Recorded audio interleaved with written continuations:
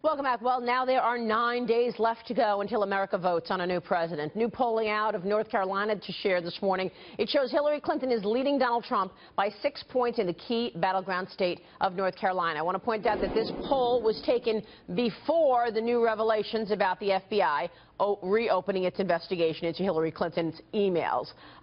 Joining me right now is the governor of North Carolina, Pat McCrory. And Governor, it is good to see you. Thank you so much for joining us this morning.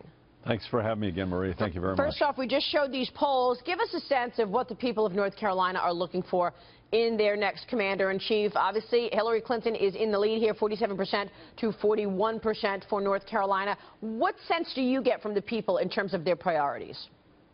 Well, the latest priority before this controversy erupted on Friday was ObamaCare increase in premiums. It's going to hit North Carolina extremely hard. 30 to 40% average increases in Obamacare accounts, and that's been taking over the news for the past 4 or 5 days. And many of us, including this governor, predicted that. And I wanted to challenge Obamacare, and I challenged it and joined those states that challenged Obamacare, which lost in the 4-4-1 decision. The Attorney General that I'm running against, Roy Cooper, refused to join in that lawsuit against Obamacare and was bragging about it up until 2 or 3 weeks ago. But now with this latest Clinton revelation, it's like we're going back to the 90s now. Clinton fatigue is back, and it's going to be very interesting to see what the impact of the polls will be. Yeah, I was interested in talking with you because I know that you've really been focused on the economy quite a bit there in North Carolina. Things are a lot better on your watch, and we know that you signed tax reform into law, which put more money in the paychecks of hardworking families. That's one of the issues that we're talking about in this campaign, tax reform and economic growth. That has been very hard to come by. What do you think is needed to actually move the needle on economic growth and jobs for the country overall? Well, I'll tell you what we did in North Carolina. When I came into office 3.5 years ago, we had the 5th highest unemployment rate in the country. We had 9.4% unemployment. North Carolina, which is a booming state, was really hurting 3.5 years ago. And what I did was lowered the corporate tax from 6.6% to 3%, lowered the income tax from the high 7s to low 5s. And I also paid off $2.6 billion in debt we owed for unemployment to the federal government. And we just started seeing a sharp reduction in unemployment. We're now the 4th fastest growing economy in the United States in North Carolina.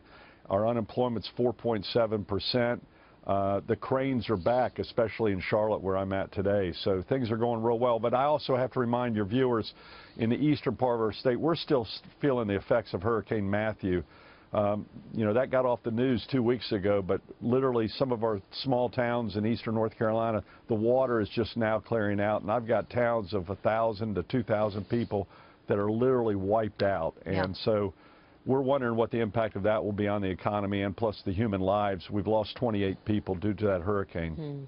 Well, my condolences to you and the entire state, sir. You mentioned Obamacare earlier and the 30 to 40% increases that we're going to see next year in premiums. What do you want to see in terms of Obamacare from our next president? Of course, we know that this has been one of the issues that has held back the economy because businesses are reluctant to create new positions because it's too expensive with Obamacare and the requirement to add benefits. Well, the 2 biggest concerns that I've been expressing since I've been governor, and even when I was mayor of Charlotte when this started, was that I'm afraid, you know, the old way of getting insurance was through your companies, and I'm afraid you're going to have a lot more companies just drop their insurance, pay the penalty, and get out of the insurance business, which is make us more dependent on government and providing insurance, and that is a big concern of mine. The other thing is there's no provider competition anymore. Now in the state of North Carolina, we only have one provider, and that's Blue Cross Blue Shield, and they almost pulled out 4 weeks ago. So this is why the premiums are going up, and who knows what Blue Cross Blue Shield might do next year, because their stockholders, their board's going to look at the numbers and have a fiduciary responsibility and go, we can't do this anymore. And we know that was the reason that United Health pulled out and Aetna pulled out of a number of states in terms of the exchanges. Do you think this reopening by the FBI, reopening of the Clinton email scandal, the reopening of the investigation will have an impact on North Carolinians' voting? Yes, I do. I think more than anything, it might impact the turnout. I think, I personally think the turnout will be impacted. We're already seeing the Clinton voters not coming out in numbers that the Obama voters were coming out 4 years ago at this point in time.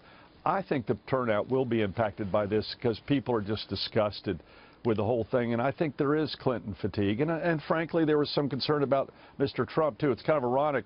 In the last 3 weeks, the media keeps going to me, well, are you going to still support Trump due to the controversy from 2 weeks ago? It's going to be interesting if the media turns around and asks my opponent, are you going to still support Hillary Clinton, and put the same pressure that they put on the Republican candidates for the last 3 to 9 months. So that's going to be an interesting media dynamic and political dynamic. Will the Democrats start running away down ticket from Hillary Clinton at this point in time? And are you supporting Trump? I am. In fact, I was with Mike Pence yesterday, who's a fellow. He and I were elected governors at the same time, and Mike and I were working the NC State football game parking lot yesterday. I'm going to work the Carolina Panther parking lot today. But Mike and I are very close friends, and I consider Mike Pence to just be an excellent vice presidential candidate. Very solid individual. We will leave it there. Governor, good to see you. Thank you so much for joining us this morning.